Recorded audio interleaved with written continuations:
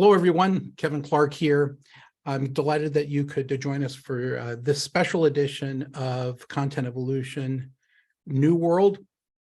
And we have one of our board of advisors members right from the start of Content Evolution is Joe Pine. Knew Joe before we started Content Evolution. He was part of the IBM community early career. And he's been out on his own for almost as long as his book has been out, all right? But we'll talk about that in a second. We are delighted to have Willie Yam with us. Willie is the co-founder of nuWorld. And Willie, where do we find you today? I'm in New York. Okay. Well, so you're visiting your father and your sister and her family today?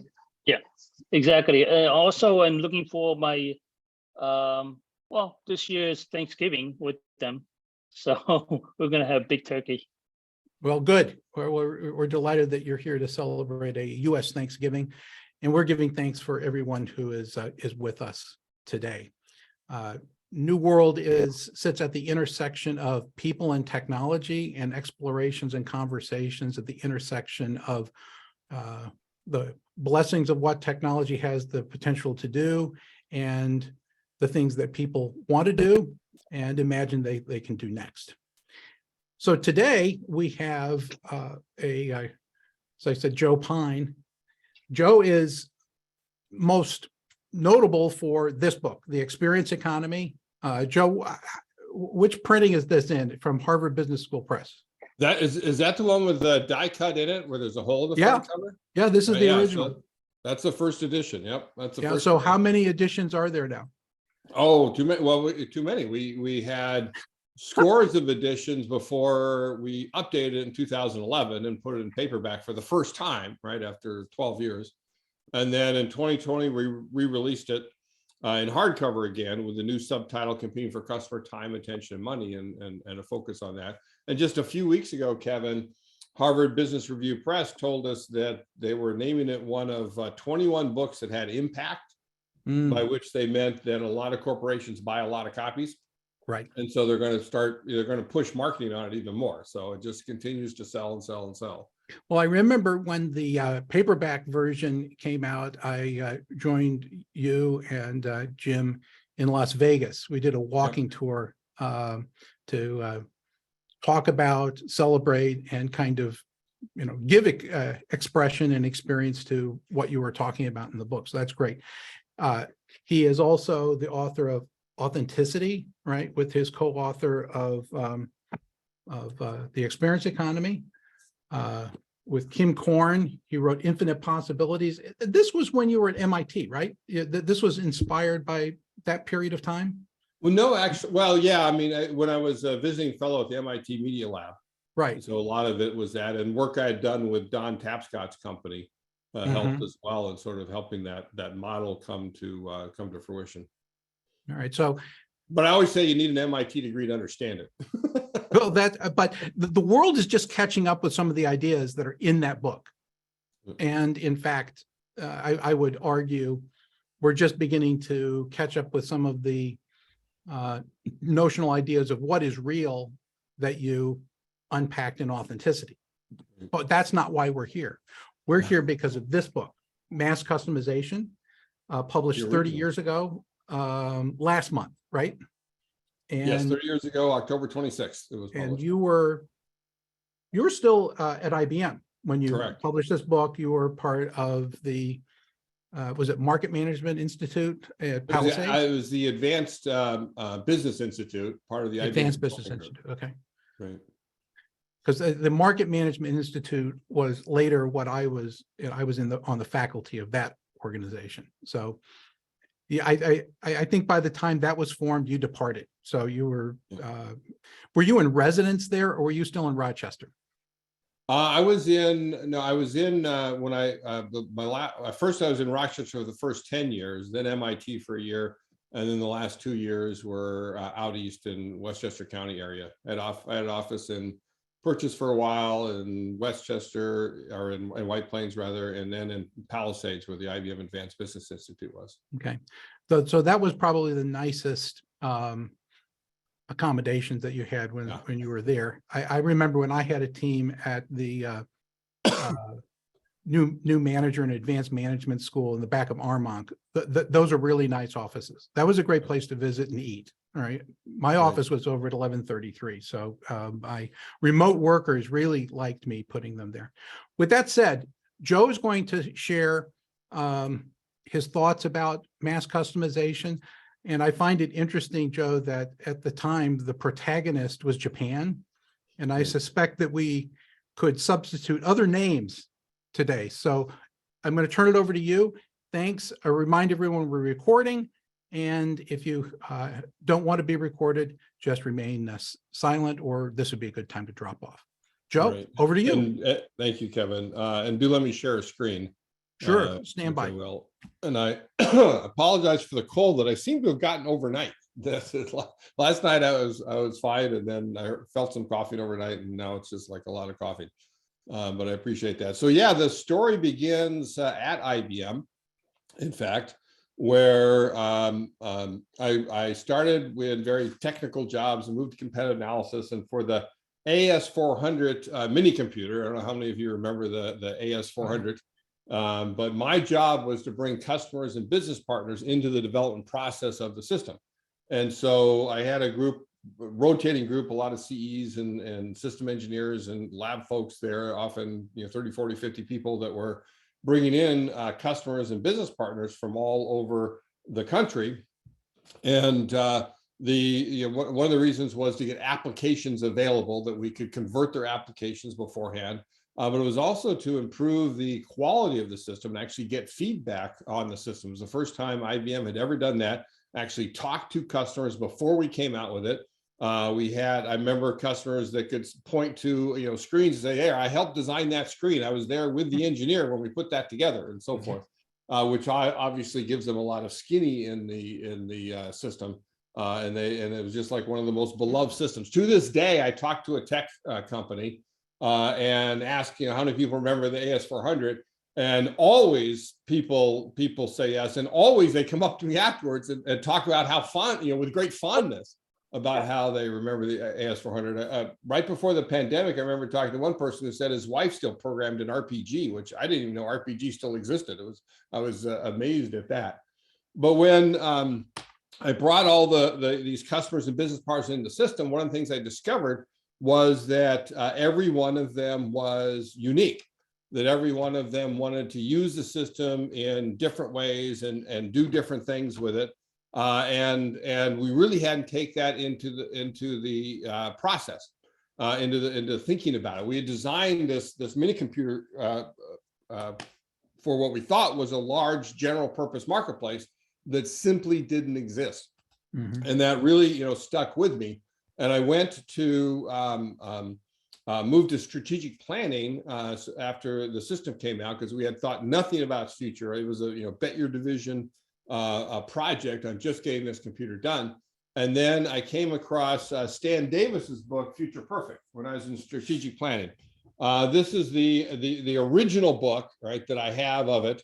And you can see how much I got out of this book, right? It is just marked up, it is highlighted.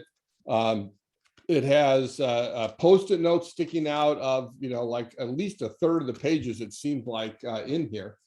And one of the things that he talked about is he had this chapter in the book called Mass Customizing, right? That was the name of the chapter. And when I read this chapter, it was like the heavens opened up and the angels sang, because it explained everything that I was seeing going on in IBM.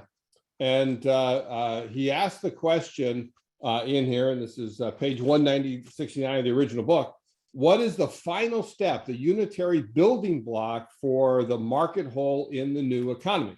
And the new economy is one that today we can call the experience economy, right? Didn't have a label for it, but we knew something was going on, and that is today's experience economy.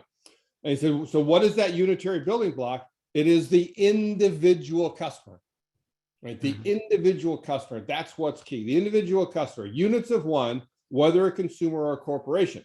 But these are not the single consumers and firms who are reached with customized goods and services in a limited pre-industrial markets. Rather, in the same way that segments and niches are reached on a mass basis, individuals can now be reached on a basis that is simultaneously mass and customized. Right, that is the genesis of mass customization.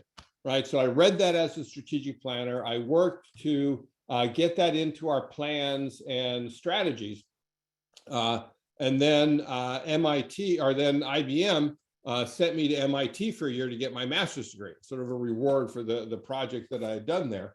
And I found out that I had to do a thesis. And so I said, I'm immediately going to do a thesis I can turn into a book. Let me do that on mass customization. It was one chapter in Stan's book, Future Perfect, and I wrote a whole book on it. During MIT, I basically, when it came time to do my thesis, I outlined an entire book. I said, what can I get done while I'm here, which is the first 4 chapters. And then when I got back to IBM, that's when I found, it took me about 6 months to find a place that would give me some time to finish it, Kevin. And that was the Advanced Business Institute. We had this arm called Management Research that was there to teach clients in the ABI, but also to develop ideas that the consulting group could do it on.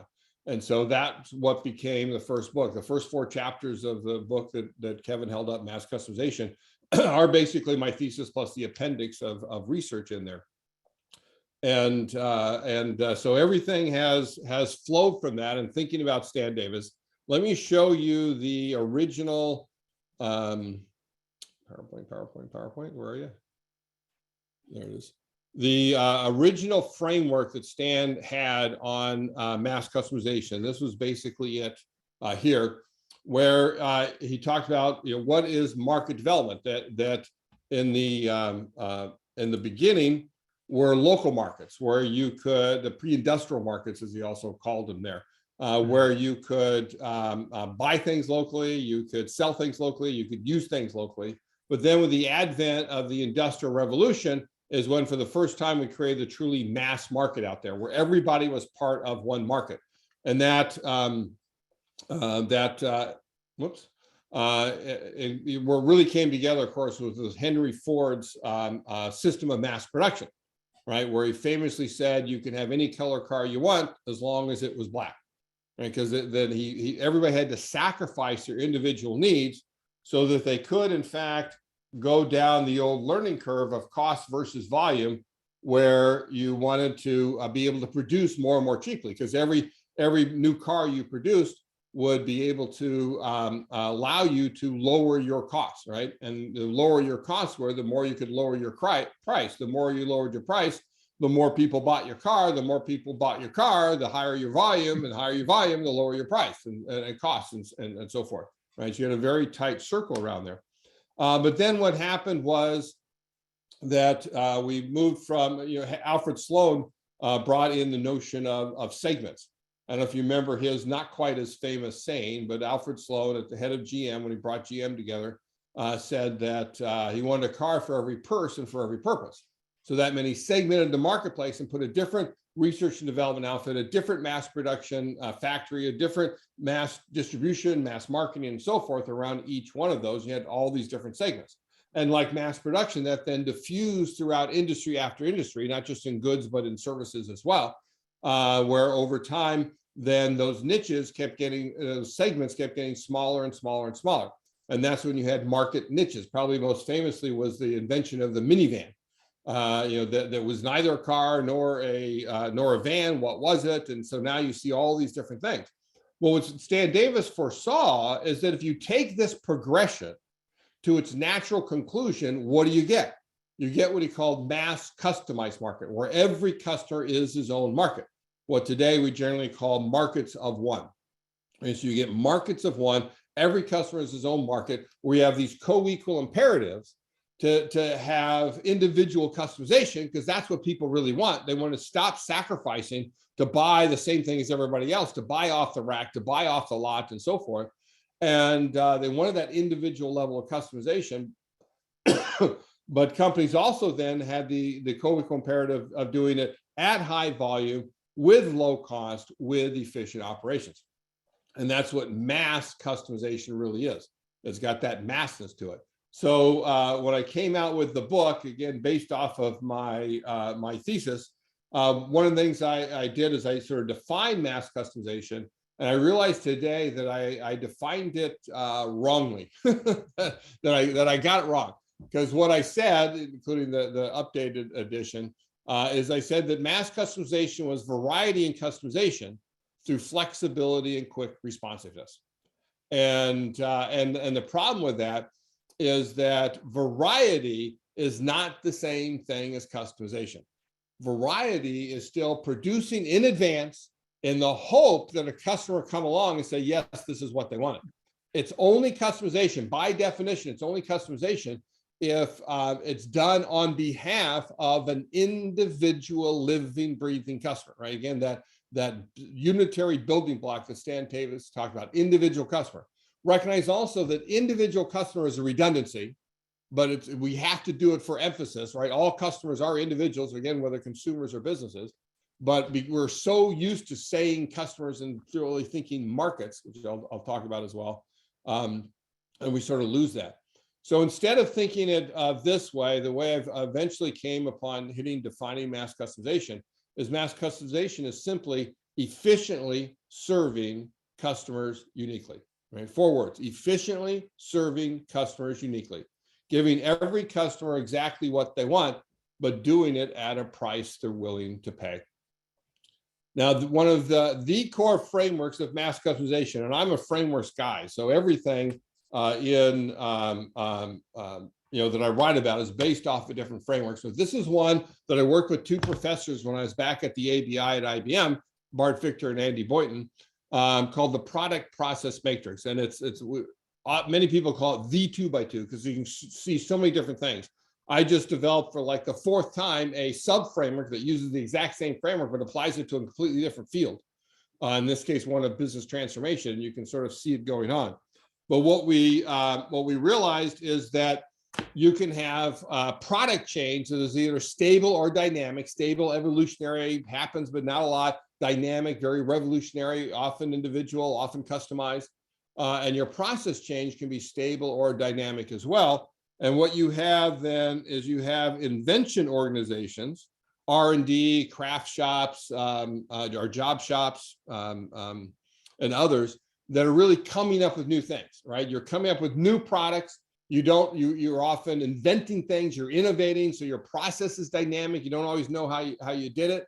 But then where you have is mass production. So in the beginning was all craft production, where you invented new products, but then with what Jim Utterback calls dominant design, you develop that, you come down, and you are able to mass produce individual cars. So this is what Henry Ford did. He took an industry which originally had over 100 car manufacturers in Eastern Michigan, and then developed that industry by coming up with that dominant design. Every color car you want, as long as it's black, was able to mass produce that. And then basically only the 3 car companies that were able to figure that out the best are the ones that survived, bought up the others, or they went out of business, right? And that's happened to get in industry after industry.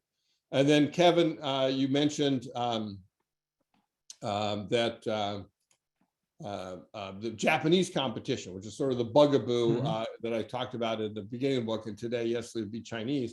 And it's a very similar model. Originally, they copied, and then they eventually innovated.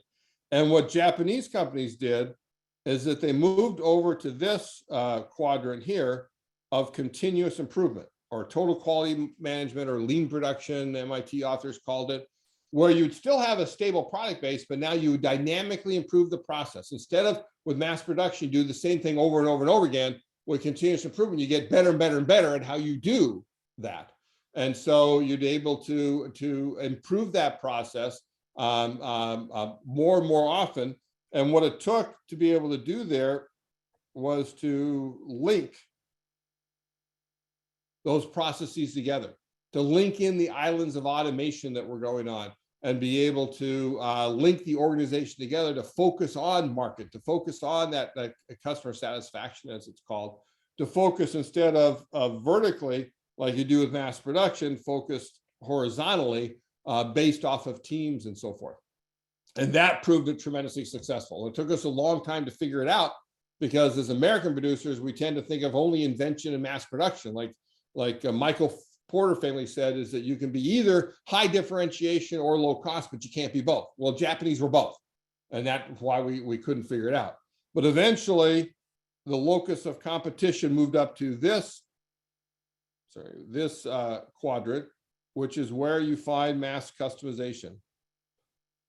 Mass customization, where you have a stable process with a dynamic flow of goods and services, right? That's the key. Stable process, but dynamic flow of goods and services. How do you do that? You do that by modularizing, right? So it's like you cross-hatch the horizontal organization, the vertical organization. What do you get is you get modules.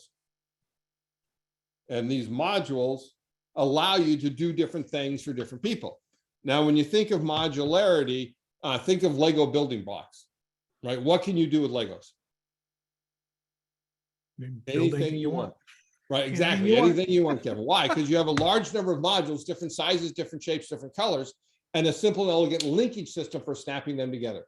And that's what modularity is. Modules plus linkage system. And so when you modularize your product and or your process, then you're able to mass customize. You're able to give everybody exactly what they want, often at a lower price than they paid for mass production, right? Depending on the technology of the industry and so forth. And then there's one more step you need in there, which is to go back and invent again. You can't just live on your laurels. Everything that's mass customized, because it's modularized, it's pre-engineered, right? The possibility of doing that is there. And you need to come up with new things every once in a while, and that's renew, right? So you renew your modules, you renew your architecture, you come out with a new architecture every once in a while, you invent something new. And then what do you have to do is that once you've invented it, you got to try and develop it, make sure you can produce it efficiently. Then you have to link it in with everything that you're doing so that you have high quality, ensure that it fits in with your modular linkage system. And what's really important in this model is the figure 8 process. It's not the boxes so much, but as the figure 8 process of continually developing, linking, modularizing, and renewing. Right, so that's why you can see this in industry after industry as it goes through this process, moving up this chain, and we see that much more now than we did in the the early days of mass customization when when the book came out. So what the essence of mass customization is, to simply define it, is that you have a portfolio of customers. Portfolio of customers, every one of them individual, every one of them unique, every one of them deserving to get exactly what they want at a price they're willing to pay. And then you have a portfolio of capabilities. These are the things that you know how to do for customers. And the key, as you see here, is again that modularization, that you modularize your capabilities so that for every individual that comes along, you can bring down only and exactly what that customer wants to create a customer unique experience chain. And that's one of the keys. Mass customization is not about being everything to everybody. That's a surefire way to increase your costs. It's about doing only and exactly what each one's, and that often can lower your costs when you do this. And in the book that you have there, Kevin, we do have this modularity typology. 6 different types of modularity. 5 of them come from an MIT paper. I added in mixed modularity because they were only thinking discrete manufacturing at the time. But I've just come to, for 15 years, I never talked about this because it's so complicated. Now I talk about this a lot. One of the reasons, because as Kevin mentioned, what I'm most famous for is the experience economy, the notion that goods and services are no longer enough, and what people want are experiences. And those too can be mass customized. And what I eventually figured out is that sectional modularity, Lego building bricks, that is the most important for experiences. Right, bus is like talking, Kevin, about the Lenovo laptops that I'm writing on at the moment, and you've got a bus or a backplane back there, and you connect different types of components to it to get different feeds and speeds and so forth. Well, with experiences, time is the bus. And think about it, time is the bus. That I have, what experiences are about is time well spent. And I have a set of time, and what do I do for each segment of time? And the fact that you can then say, well, you do this and then this and so forth. Street theater is pure mass customization. If you've ever seen street artists where they have all these different routines or bits or modules that they can do, and they do the ones that they feel will most get people to put money in the hat, right? That's what they're after. And so time is the bus of street theater, and they do different routines based on triggers of what happens and so forth. So it's a really interesting thing that took me a while to discover. Then also only over the last 4 or 5 years, I finally figured out that there's a 7th type of modularity. And this is the most powerful one. This is even more powerful again than sectional modularity of Lego building bricks. And that is digital modularity. Digital modularity, that once you put anything in the realms of zeros and ones, you can instantaneously change a 0 to 1 and vice versa. And at zero cost, right? You can do it at zero cost. And that's why digital modularity is so important today. And as more and more things enter into digital technology, such as entertainment has with songs, I no longer have to buy the album. I can buy individual songs and I can connect those together in my personal customized playlist, for example, or financial products, insurance products, and so on and so forth. As more and more things are digitized, then they can be instantaneously, frictionlessly, costlessly, and seamlessly customized. Then the other thing you need in here is a piece of technology that I call a design tool. A design tool is a way of helping customers figure out what it is that they want. Because the easiest mistake mass customizers make is they throw up all these different options up there on the screen and say, here, what do you want? Well, you get the effect of their eyes glaze over. And fundamentally, customers don't want choice. They just want exactly what they want. Mm-hmm. And the design tool allows you to draw out of customers who often don't know what they want. And even if they know, they can't articulate it, draw out of customers exactly what they want and get that back into operations to do something different for that individual customer. And ideally, what you want to do with that then is you want to create a learning relationship. You know, Amazon does this with all the learning that they do. Netflix, Spotify, and so forth, they're all doing this as well. And the idea is that every interaction you have with a customer is an opportunity to learn. And the more you learn about that individual living, breathing customer, the more you can customize to them. And the more you customize to them, then the more that those customers are going to benefit. And the more they benefit, the more they're willing to interact with you. And every interaction is an opportunity to learn. And so it's like the mass production virtuous cycle I mentioned at the beginning that works when you can, in fact, get away with producing the same thing all the time. You know, that falls apart when customers recognize their uniqueness and realize how much differently they want things. And so this is the new virtuous cycle of learning, customized, benefiting, and interacting that enables you to really be customer-centric, not as we tend to think of again as market-centric, but individual customer-centric on that individual living, breathing customer. And that becomes an almost impregnable relationship. The best I've seen at this is Carnival Corporation, which shortly before the pandemic, obviously during the pandemic, they were dead in the water, if you pardon the expression. And since then, they've been continuing to grow this, is they came up with, using digital modularity, they came up with an ocean medallion. This ocean medallion is an IoT device, right? I've got one here. It's about the size of a quarter, a little thicker. It's got 3 different ways of communicating with the shipboard cloud that they have. And it allows them to mass customize all of the ship and increasingly off-ship experiences to individual customers. This video shows what they're trying to do is understand the guest genome. What makes each individual guest tick? So they ask them for preferences that they're doing beginning when they first book their stay. They then are able to observe everything. You like with a Disney Magic Band, you pay for everything with the Ocean Medallion. So you understand where they are, where they're spending their time, what things they tend to like, how all of these things relate together. They also understand the context that when I'm with different people at different times, then my needs and preferences actually change over time. And what they want to get to now is what is that genome of what do they exactly want at this moment in time. So then they can interact with you, have a meeting, and then make this offer. They often call them personal experience invitations, but even just like a drink. Would you like a Tom, cocktail right now? How about a Tom Collins? Right? Understanding that individual guest genome. So they even do things like understand that when you're on the pool deck with your kids, your favorite drink is an iced tea with no lemon. When you're in the bar with your buddies, it's a mojito. And when you're in the restaurant with your spouse, it's a glass of Shiraz, right? Understanding the context that I'm in. And I'll end with this, and then I'll open it up to whatever questions you have.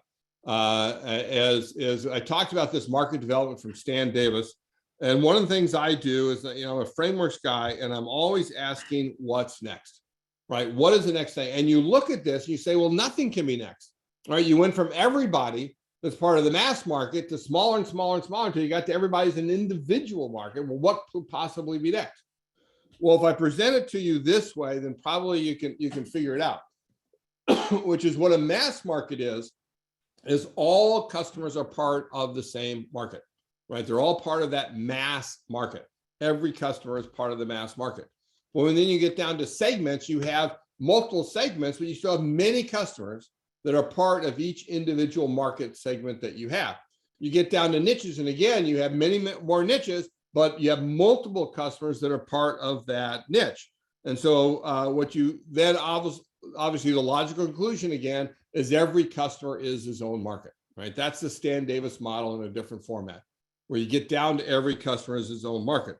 And then perhaps then you can see what goes on in here is that in fact, these lines cross. And what you get is that every customer is multiple markets. Let that sink in for a second, right? Every customer is multiple markets, right? Bringing back what the real definition of market is a place, whether it's physical or virtual, we can say now, but a place where buyer and seller come to where to exchange money for offerings. That's what a market is.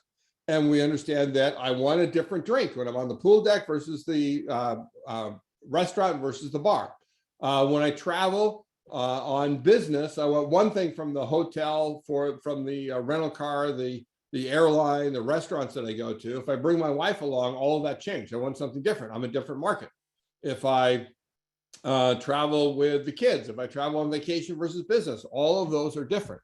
And increasingly what we need to understand is we want products that actually cater to me at this moment, right? Me, not just as a general idea, but as the context of what I'm in, the situation, the circumstances. What do I want at this moment in time? And that's increasingly going to fragment into more and more possibilities, particularly with digital modularity.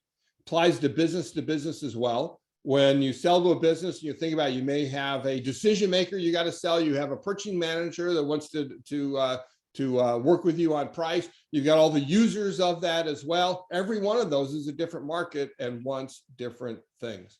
So, so you think about how you can cater to those individual markets within side of each individual customer, right? That's the key thing that's been going on. And I'll mention one more thing as well related to that markets, is that in fact, my belief is that markets do not exist, right? Markets, in fact, on the left side of that diagram, right? They do not exist. They're a fiction that we tell ourselves when we don't know who our individual living, breathing customers are, right? A customer is not part of a market or a segment or a niche or a demographic or a generation or a persona, right? I hate personas as they're used. They're not a persona. They are an individual living, breathing customer. Or if you're selling to businesses, they're an individual active corporeal entity. And we need to ascend to the proposition that all customers are unique, unremittingly, unalterably, undeniably unique. And therefore, we need to start marketing and start customering. All right, Joe. Customering. You leave us with a new with the new word. Define customering before we get into Q&A. So customering is basically working with each, interacting with each individual customer to provide the exact offering that they want at this moment in time, right? While maintaining that relationship over time. I got an official definition somewhere I can look up if you want, but that's All right, the so, basic but, idea. but it's getting to a, one of our other board members is referring to this as an interaction field. That's Joachim Stoller. He's talking about an interaction field now. Yes. Before that, maybe a decade after you wrote your book, Don Peppers and Martha Rogers wrote One-to-One Enterprise, right? They were getting close, but they weren't actually defining it the way that you are. So, yeah. So, well, actually, their one-to-one future actually came out in 1993, about 7 months after after mass customization was published. okay, that And- isn't the book that I was referring to, but I right, didn't right. You're even know talking about that one. Enterprise, yeah. Okay. But the ideas are very similar, and I think of one-to-one marketing as very much what customering is about, combined with the ability to customize. Right, in the original version of one-to-one marketing, it was about finding products for your customers. Well, no, let's develop products that are customized to each customer, again, in this moment of time. So I think it does still fulfill Don and Martha's original ideas of what they what they were coming up with. Yeah, I mean, you're all provoking something that doesn't fully exist yet. Right. So that, which is, that's why it's provocative, is we didn't have, when you first wrote this, we didn't have all the technology and tools that would allow you to actually, for it to manifest as you were envisioning and writing about it. Right, So, exactly. There is some tech that's on the way, and we can't 3D print everything yet, all right, and deliver in the moment. Let's go to folks who are with us that have questions for Joe. I certainly have more, but let's open to the group. Hey, Kevin, it's Mike. Can you guys hear me okay? Yeah, Mike McGuire. I'm out in the wild of Chicago. It's probably nice to see you digitally. I shared this with Kevin a while ago. Been married to my wife 28 years. Most of that time we come Thanksgiving to Chicago. Her father and stepmother ran a custom jewelry shop outside of Chicago for years. When the first time I came to their house and walked into the work area they had with set aside, the Experience Economy was the book on their common workplace, and it was stuck with fucking stickies all over the place. That book is still around. My father-in-law passed on a few years ago, but my mother-in-law is still actively working as a concierge, and just want to let you know the book still has, obviously if it's being put in the Hall of Fame with the HBR, but that was just a little personal anecdote about the influence of that book. I think that book actually helped my father-in-law quit teaching in the Chicago High School District and become a jeweler full-time. So there you go. I had a question where you were talking about the notion of customering. Does the concept, or what we see now in digital, where I came from doing a lot of research in this area in digital marketing, where we talk about sensors and inputs that come from search and Yelp reviews, etc. That's all great, but I've always thought what we're missing, customering, at least as far as I understand what you're describing, is kind of the old school. If we exist in the physical world or operate, you just ask. Mm-hmm. You just ask. But what I see with digital, so much of, well, it's their search patterns, and what they're looking for in reviews is how we get to the information set that gets us to customering. Just curious if you see that as those digital tools as valid, or my feeling is I think they sometimes put too much distance between the marketer and the customer. I think they get a lot of false signals in there. Yeah, well, first of all, Mike, that was very gratifying to hear about your parents. Thank you for sharing that, or the in-laws, whichever it was. But I think you're right. So much of the digital marketing tools, right? Again, and you're using the word marketing, is really still about how can we better and better target market? How can we put a bullseye on the back of our customers Mhm. and better hit them with arrows, right? And that's not what customer is Right. about. It's still pushing. It's still pushing what we've already produced, pushing things that we have in inventory, whether physically or mentally. We often have these products in inventory that we think of them that way. And instead, we need to go to a pull. We need to stop targeting and start enticing customers.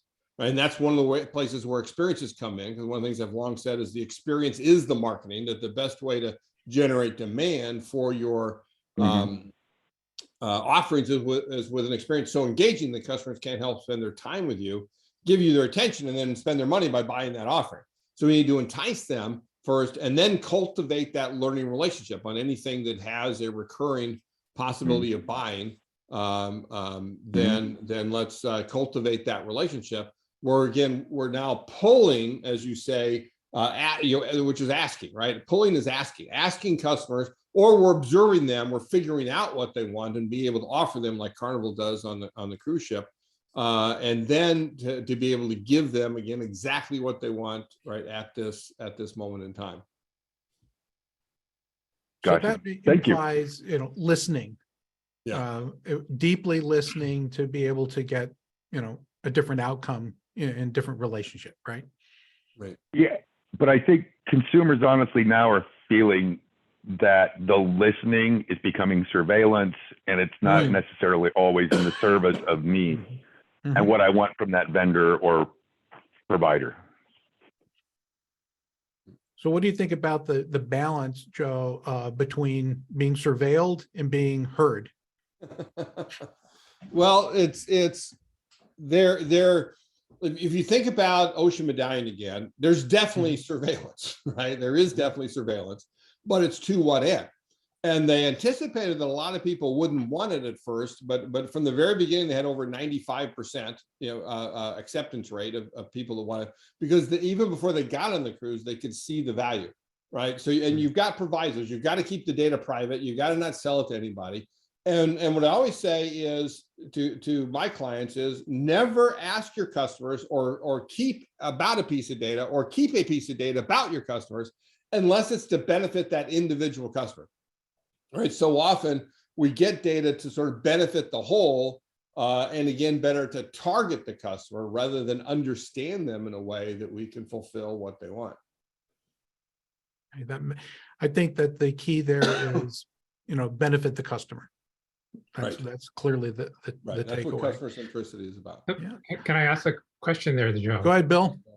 So the last part of the last chart you had where the things cross over, that really resonates to me, particularly in the businesses I've been involved in the last decade or so, where I kind of almost see where you have particularly digital platforms trying to offer essentially one platform for customers, but then letting the customers self-configure to basically have the experience that they want out of that one platform. So whether that's something like, in my head, something like Spotify, or whether it's just Windows or an iPhone or whatever, you have a small set of products, but the customer themselves can configure with configurations and apps and so forth to be the product that they want. The thing that I'm just wondering about, though, is you say we have individual customers, there aren't really markets, but we do see the need or the desire for customers to self-select into communities, which in some sense could be, Sure, those markets that you want. And yes, there are, in some sense, we see, whether it's on Facebook or social media, people sub-segmenting into ever smaller communities. But by the same token, people do want to kind of aggregate back up into self-selecting into communities there. And so in my mind, is that a market there essentially? When people self-select into a community, and then that's something as marketers or business people, you identify that, and then you go say, hey, we want to serve that community. right. To a degree, yes, I guess. And thinking off the top of my head, I hadn't thought about that before. But I love what you're saying about it being a community, right? Community is so much better word than market. And so, yeah, and people want to be parts of the community. They want to be parts of things that are bigger than themselves. They want to I was going to say aggregate, but the best word is congregate together. But the key is that so many companies then say, okay, that's who that customer is. Whereas no, that's only a part of who that customer is. There's other communities that they have. There's other times where they resist communities, and you never get a full picture of that unless you talk to that, again, individual living, breathing customer. I remember when Best Buy made this big deal about all the personas that they had, and they had a James and they had a Jill. I don't remember. They had like 7 of them. And the problem is that you would then get pigeonholed into that persona. And that's often happens when we think of communities as markets. You're pigeonholed about that's all you are, rather than recognize, yes, you're a part of that, but it's not all who you are. And if we have that mentality, then I think we can make value out of when they are part of a community, but also and serve them there. But then if they're representing themselves as a part of themselves that's outside of that community, then there still may be value we can provide to them that we'll miss if we think of them solely as that's who you are.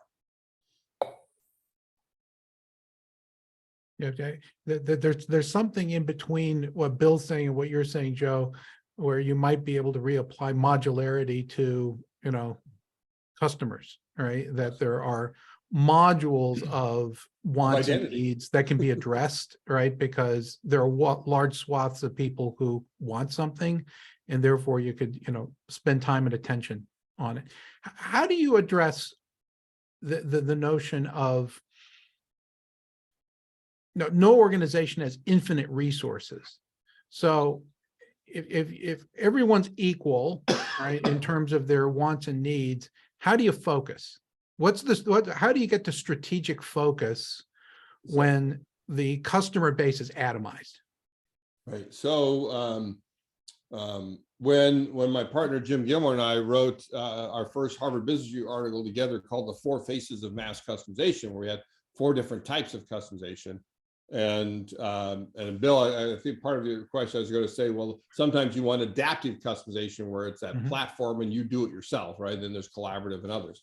But Stan Davis wrote a letter to the editor where he asked and answered his own question, which is where and when should you mass customize?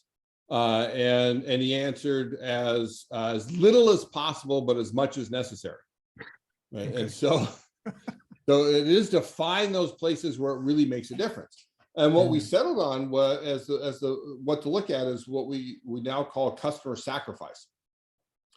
Right, if you juxtapose it with customer satisfaction, which is basically the difference between what you expect to receive and what you perceive you receive. Right, and you can meet it, you can fall short of it, you can exceed it, but it's all relative to our expectations.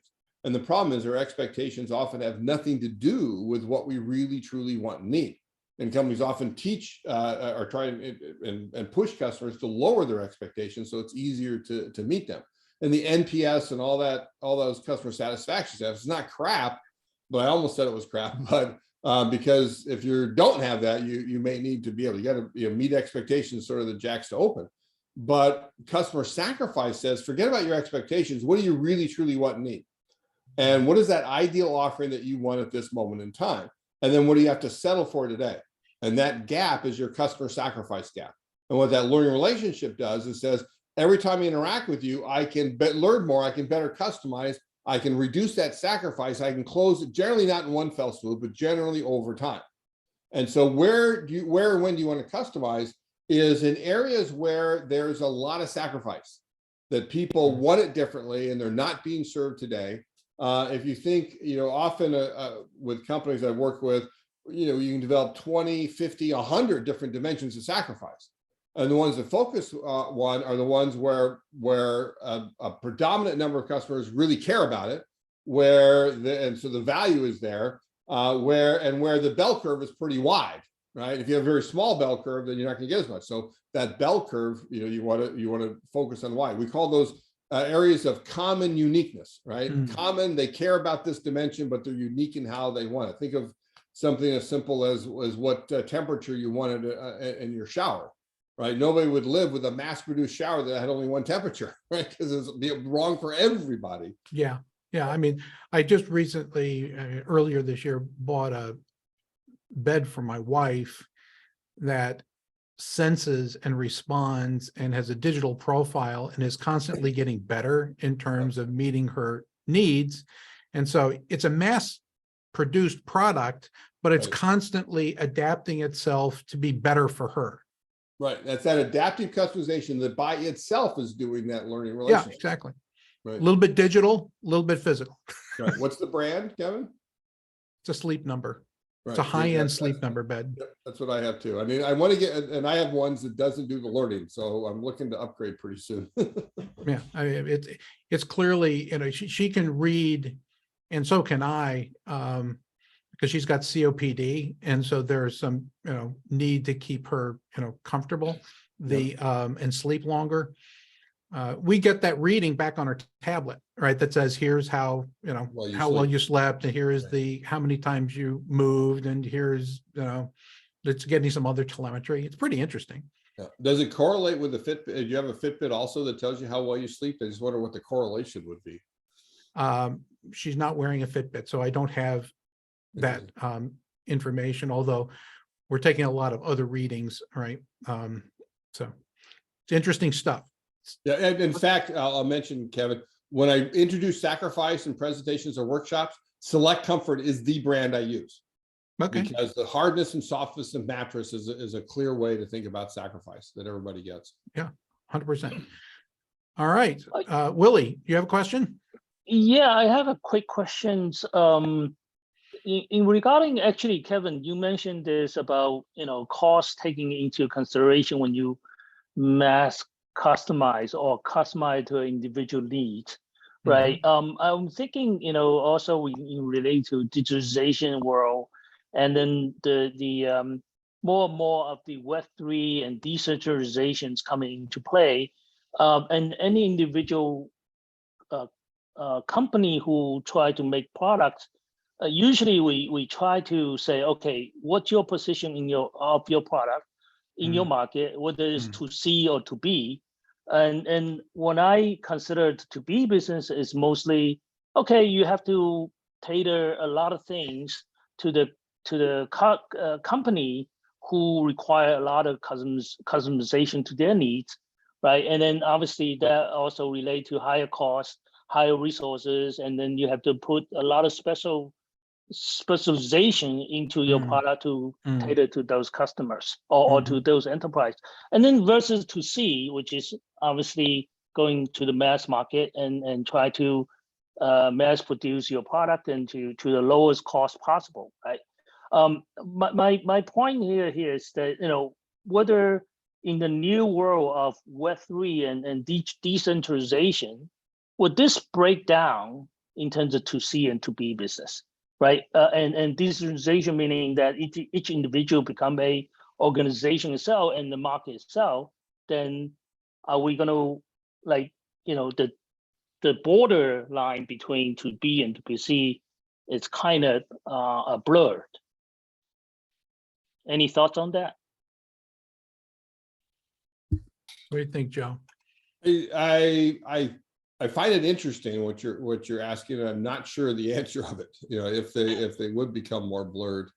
I think there are reasons for it. I've long realized that B2B industries generally have more customization than B2C because businesses understand the value of that customization, right? Which I think is what you're talking Of about, course, Willie. that's right. And as consumers better understand the value of that over time, they may become more alike in that way. And again, I think B2B have always had the multiple constituencies within every customer. And so the individual consumer is becoming more that way also of understanding the multiple identities, the multiple needs, the multiple modes that I'm in for, as a customer. Yep. Willie, was that helpful? Yeah, Right. no, I mean, it's a food for thought, and Yeah. I think It is. continually, I think we are moving in terms of managing a very dynamic world today, right? So this is something that we need to kind of contemplate with. Yeah. Mac, you're with us, joined early. I'm glad you joined early and often. you're in a service background business. You were in finance and banking. What is occurring to you? We've talked a lot about products, but what's occurring to you as you hear this conversation for mass customization for, financial world? Well, I think that, and multiple thoughts, and thank you for the brilliant presentation, Joe. I appreciate it no end. I think the thing that comes to my mind first is in financial services, we frequently had customers who had a clearly stated want. This is what I want. Now, they didn't necessarily connect that want to an outcome.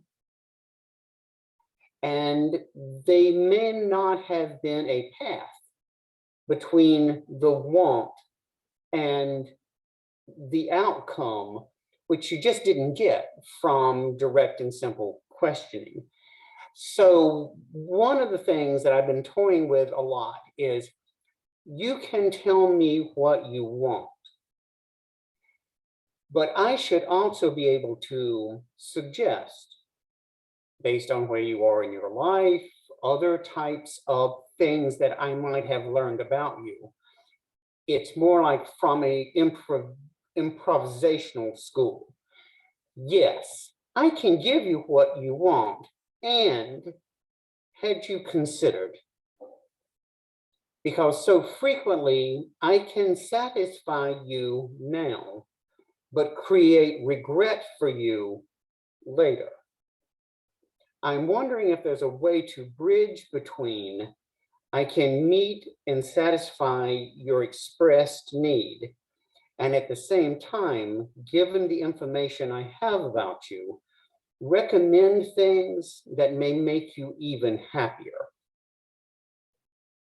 Yeah, I think that's beautiful. I mean, that's exactly right. The customers so often do not know what they want and can't articulate, but even what they express is not always the truth, and not always the full truth, which is what I think you're getting at, Mac, is that they that there are things that we can learn about them. And as long as it's based on observing their behavior, seeing how they're interacting, and being able to do something for them, as opposed to what normally is in financial services is the word upsell, is that we're going to upsell you to a product, whether or not you really want it or not, because we gain commission and so forth on it. And a lot of that is that attitude that we have and how we're going about doing it. But there absolutely is a place for what you're talking about and being able to understand their needs, sometimes better than they do themselves, and being able to move them in a direction that would in fact make them happier and more fulfilled and more flourishing and so forth. For frequently, we would find people who were either thinking magically, so all of my savings has to do with this lotto number, Yeah. or some other, from the point of view of a professional looking out at the customer rather than the customer just stating their need, being able to say, well, I hear you and I can do that, but this is why we think that might be suboptimal for you, and this is the gain of thinking about it differently. And I think that and I know I've experienced the bullseye on the back of the customer, but I think that if we could use the information we have on purchase behaviors, on categories of purchase behaviors, flows and velocity of fund, we can actually create a better life for the customer than what the customer might be envisioning for themselves. But you've got to do it in a way that is not annoying or intrusive. Right. Right, exactly. And I'll tee off of one other thing that you said, Mac, which is about outcomes. And so I'll do a little plea that to check out the article my colleagues and I had in the January-February issue of the Harvard Business Review this year, 2022, called The New You Business. And it's very appropriate for financial services, but any others, that talks about what increasingly people want is they want to be a new you. They have aspirations and they want you to achieve them. And it is all about the outcomes, right? What is the customer success? What are the outcomes that they want? And in particular, money is always a means to an end. not an end to itself, not for everybody, but for most normal people. And if you sell the end rather than the means, then you gain much more economic value. And that's what outcomes are all about. Agreed. Thank you. So we're at the top of the hour. Does anyone have a question that's burning that you need to ask, or are you ready to conclude? All right, well, hearing none, all right, let me just thank you, Joe, for your time today, for celebrating 30 years of mass customization, still on the way, right? Still in the process of Growing, becoming. still right. And, we're now getting some of the technology that we need to, be able to actually, create on demand, all right, satisfy more in the moment, all right, and to listen more carefully and make the kinds of recommendations that Mac is suggesting, right? In your grid, it occurs to me that the invention part's important because people don't even know they want it yet sometimes, right? And so you have to, expose them to things that they don't know that they want, so that, we invent a new cycle of desire. Right. Once they know. Everybody would like to do the transporter in Star Trek, but I don't think that we're going to, just because they articulate they'd like to do it, that we're going to be able to deliver that anytime soon. So thank you for being here. Where would you like mass customization to show up next? All right, you've said where you like it now. Where would you like to see mass customization manifest? And we'll all be on the lookout for the introduction that will help you get there. Apparel. Okay. Apparel. I mean, there's long been techniques for mass customizing apparel. Levi's did a mass customized jeans thing 20 years ago, more than 20 years ago, and so forth. But still, there's so much sacrifice in it that anytime you buy off the rack, it's not going to be exactly what you want. And we need to get to the point where we eliminate that sacrifice. And there's so much. One of the ways that mass customizers often have lower costs is because they get rid of inventory.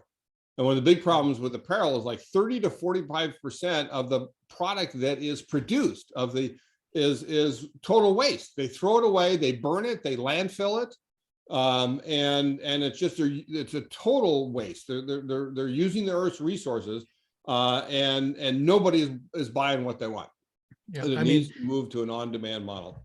Yeah, a lot of that is fast fashion, right? That didn't make it. Right. And then the only thing that kind of comes close right now is in women's clothing is Rent the Runway. Is you just don't own the clothes. Right. You produce once, many customers. Right? Yeah, and then you get it for the occasion that you want it, and then you move it back into availability for others. Right.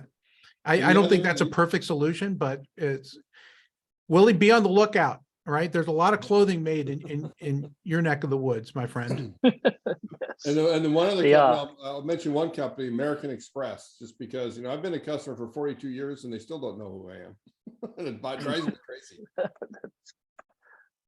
I would say maybe the healthcare industry could be a very good industry to go after, because each individually, with the different health requirements, and prevention is one of those big things.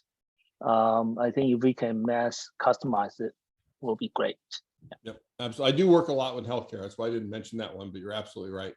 And healthcare is obviously the industry about outcomes, and Exactly. where the research shows that the better the patient experience, the better the outcomes. 100%. Joe, thanks again, and we Thank will you. talk again soon. We greatly appreciate you being with us today. Look forward Cheers. to it. Thanks, Kevin. Thank you so much. Thank Yep. you. Bye-bye. Thank you.